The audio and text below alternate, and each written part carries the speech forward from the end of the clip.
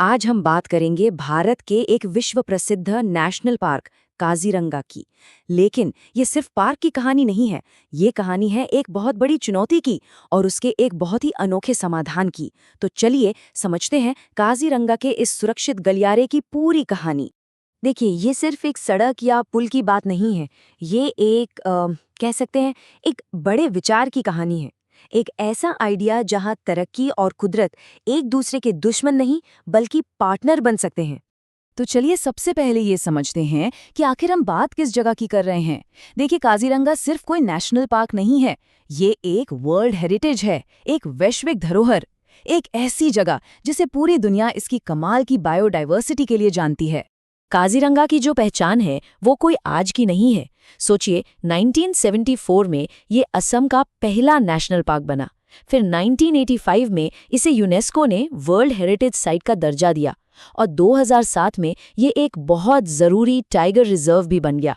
ये सारे सम्मान, ये सारी उपलब्धियां हमें बस एक ही बात याद दिलाती हैं कि यहाँ दांव पर कितना कुछ लगा है। और हाँ, सबसे खास बात, पूरी दुनिया में एक सींग वाले गैंडे सबसे ज्यादा यहीं पाए जाते हैं। ये उन्हीं का घर है। और सिर्फ गैंडे ही नहीं, यहाँ बाघ हैं, हाथी हैं, जंगली भैंसे हैं। मतलब ये जगह वाकई में बहुत स्पेशल है। लेकिन इस खूबसूरत तस्वीर का एक दूसरा पहलू भी है, एक बहुत बड़ी चुनौती, एक ऐसा टकराव जो डेवलपमेंट और वाइल्ड लाइफ के बीच दशकों से चला आ रहा है। तो इस टकराव की जड़ क्या है? जड़ है नेशनल हाईवे 715। अब देखिए, ये सड़क जरूरी तो है, लेकिन दिक्कत ये है कि ये हाईवे पार्क के ठीक बीच से होकर गुजरता है, बिल्कुल उन रास्तों से जिनका इस्तेमाल जानवर सदियों से करते आ रहे हैं। तो फिर सवाल यही उठता है कि जब कोई बाघ या हाथी या फिर एक गैंडा इस तेज रफ्तार हाईवे को पार करने की कोशिश करता है, तो होता क्या है? और इसके जो नतीजे हैं वो बहुत गंभीर हैं। सबसे पहला तो जानवरों और गाड़ियों की टक्कर का खतरा हमेशा बना रहता है। जानवरों का आना जाना रुक जाता है, खासकर मॉनसून की बाढ़ के वक्त, जब उन्हें ऊंची जमीन पर जाना होता है। उनका जो घर है वो टुकड़ों में बंट जाता है। और सिर्फ जानवर ही नहीं, इंसानों के लिए भी ये एक बहुत बड़ा सेफ्टी रिस्क है। तो अब सवाल ये है कि इस इतनी बड़ी और पुरानी प्रॉब्लम का सल्यूशन क्या है? खैर, इसका जवाब एक बहुत ही इनोवेटिव प्रोजेक्ट में छिपा है। एक ऐसा प्रोजेक्ट जो पूरी सोच को बदलने की ताकत रखता है। और इसका नाम है एलिवेटेड कॉरिडोर।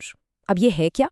बहुत आसान शब्दों में समझिए, ये सड़क को जमीन से ऊपर उठाने जैसा है, मानो एक बहुत लंबा पुल बना दिया गया हो। इससे होता ये है कि ट्रैफिक ऊपर ऊपर से निकल जाता है और जानवर वो बिना किसी रोक-टोक, बिना किसी खतरे के नीचे से अपना रास्ता बना लेते हैं।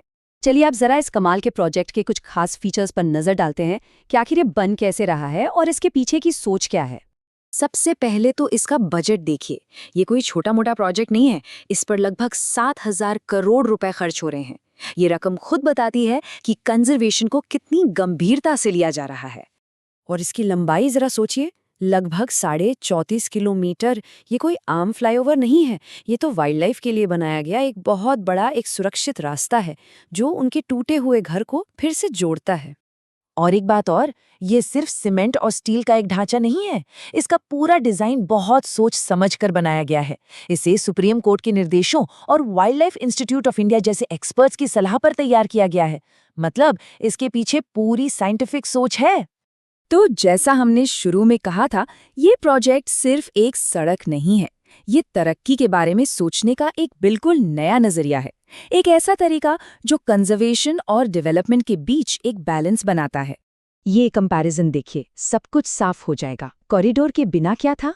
जानवरों और गाड़ियों में टक्कर, उनके रास्ते बंद और इंसानों के लिए भी असुरक्षित सफर। और कॉरिडोर के साथ क्या होगा? जानवरों के लिए सेफ पैसेज, उनके कॉरिडोर सुरक्षित और रोड एक्सीडेंट्स में भी कमी। और इसका फायदा सिर्फ जानवरों की सेफ्टी तक ही नहीं है, इसके और भी बड़े फायदे हैं। ये जरूरी वाइल्ड लाइफ कॉरिडोर्स को बचाता है, इको टूरिज्म को इससे बढ़ावा मिलेगा, लोकल लोगों के लिए रोजगार के मौके बनेंगे और सबसे बड़ी बात, ये आने वाले सभी इंफ्रास्ट्रक्चर प्रोजेक्ट्स के लिए एक नया स्टैंडर्ड सेट करता है। तो कुल मिलाकर काजीरंगा का ये एलिवेटेड कॉरिडोर एक ऐतिहासिक प्रोजेक्ट है। ये इस बात का जीता जागता सबूत है कि अगर नीयत साफ हो और डिजाइन सही हो तो कंजर्वेशन और डेवलपमेंट बिल्कुल साथ साथ चल सकते हैं।